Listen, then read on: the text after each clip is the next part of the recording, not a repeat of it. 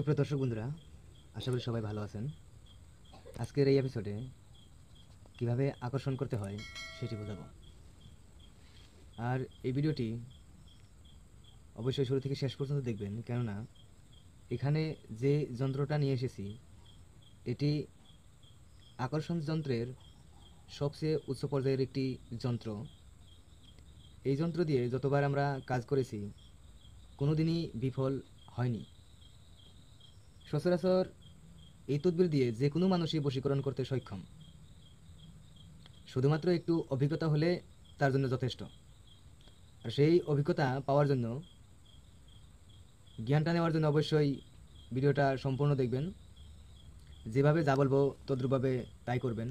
আরেকটি কথা বলি যে এখানে যেহেতু কি বাঙালিতে আপনি দেখতে পাচ্ছেন, এখানে যেহেতু কি বাংলায় লেখা রয়েছে, সেহেতু কি এটাকে অবিশ্বাস করার মতো ভুল করবেন না, তাহলে জীবনে একটি ঠকার জন্য খুবই উত্তম পন্থা হবে এটাই, যদি এটাকে আপনি অবিশ্বাস করে নেন। আর যদি বিশ্বাস করেন তাহলে অবশ্যই এটি আপনার জন্য সৌভাগ্য যে এই তদবির দিয়ে আপনি যে কোনো মানুষকে, যে কাউকেই আপনি আকর্ষণ করতে সক্ষম হবেন।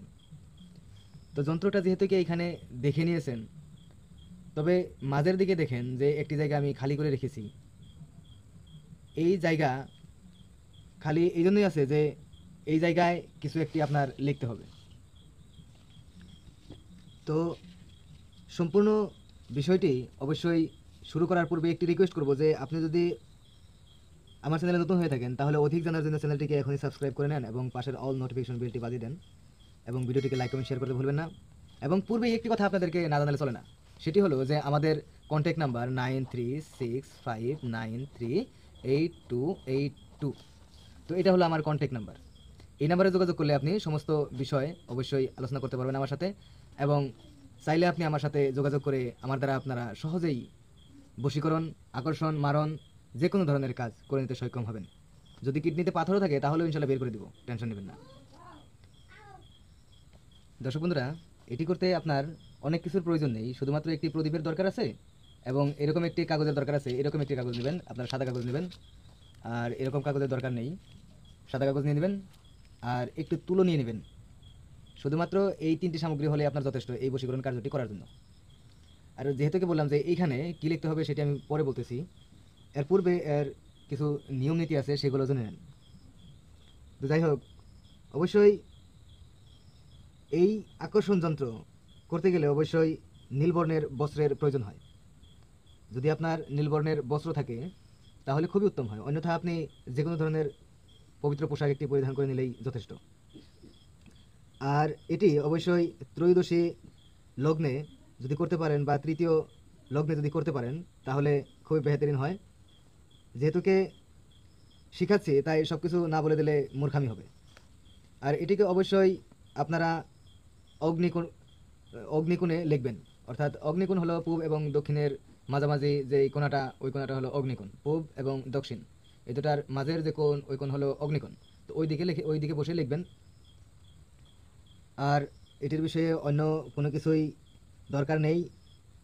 প্লাস আরেকটু কথা আপনাদেরকে না জানালে হবে না, যে এই যে মাঝের জায়গাটা দেখতে পাচ্ছেন, এই জায়গাটায় কাঙ্ক্ষিত ব্যক্তির নাম অবশ্যই লিখতে হবে। ছেলে হলে ছেলে, মেয়ে হলে মেয়ে, নাম লিখে নেবেন এবং এই যন্ত্রটিকে সুন্দর করে আপনারা ভাঁজ করে নেবেন।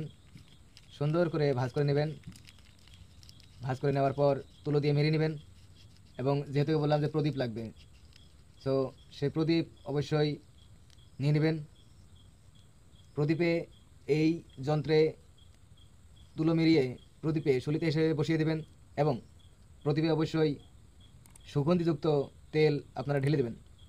এবার যেদিকে আপনার কাঙ্ক্ষিত ব্যক্তি, অর্থাৎ এই যে মাঝের দিকে নামটি লিখলেন, এই নামের ব্যক্তি কোন দিকে আছে সেদিকে প্রদীপের মুখ করে অগ্নিসংযোগ করে দেবেন। এইভাবে যদি কয়েকটা দিন করেন, কয়েকটা বার করেন, তাহলে অবশ্যই প্রেমিক হোক বা প্রেমিকা হোক আকর্ষিত হয়ে আপনার কাছে চলে আসবে, এতে কোনো সন্দেহ নেই। অবশ্যই এর জন্য আরেকটি কথা যেটি না বললে চলে না, অবশ্যই এই যন্ত্র লিখতে গেলে আপনার আরেকটি বস্তুর প্রয়োজন হবে, সেটি হলো আসন। অবশ্যই একটি আসনের প্রয়োজন হবে। আপনাদের সুবিধার্থে একটি কথা বলে দেই, যেখানে আপনারা লিখবেন সেখানটা অবশ্যই একান্ত নীরব হলে খুবই ভালো হয়। একটি নীরব জায়গায় লিখবেন যেখানে কোনো মানুষের সমাগম নেই, আপনাকে ডিস্টার্ব করার মতো, মন নষ্ট করার মতো বা মনোযোগ নষ্ট করার মতো কেউ থাকবে না।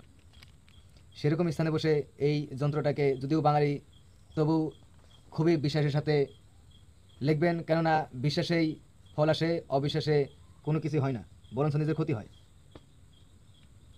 এটি লিখতে গেলে অবশ্যই ব্যাঘ্র চর্ম অর্থাৎ বাঘের চর্মর একটি আসনের প্রয়োজন হয়। তবে আপনাদেরকে একটি সহজ বিষয়ে আমি জ্ঞাত করিয়ে দেই যে এটার জন্য অবশ্যই বেস্ট আসন হলো কুশাসন, অর্থাৎ কুশ দিয়ে যে আসনটা বানানো হয় সেই আসনটা আপনারা ব্যবহার করতে পারেন। অন্যথা আমাদের কন্ট্যাক্ট নাম্বার 9365938282 নাম্বারে যোগাযোগ করবেন, আমরা নিজেরা আপনাদের কাজ করে দেবো ইনশাল্লাহ। তো আজকের মতো এতটুকুই। আসসালামু আলাইকুম রহমতুল্লাহি ওবরাকাতু।